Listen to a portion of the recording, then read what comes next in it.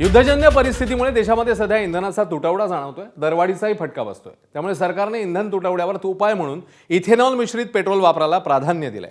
मात्र इथेनॉल मिश्रित पेट्रोलच्या वासाने वाहनांच्या फ्युएल टँकजवळ मुंग्या जमा होत असल्याची घटना समोर आली आहे।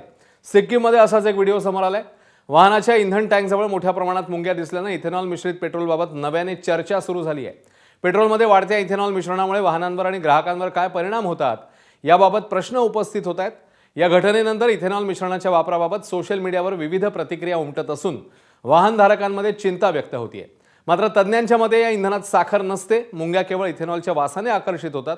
यामुळे गाड्यांचं कोणतेही नुकसान होत नाही आणि वाहन चालकांनी घाबरण्याची गरज नाही असंही त्यांचं म्हणणं आहे।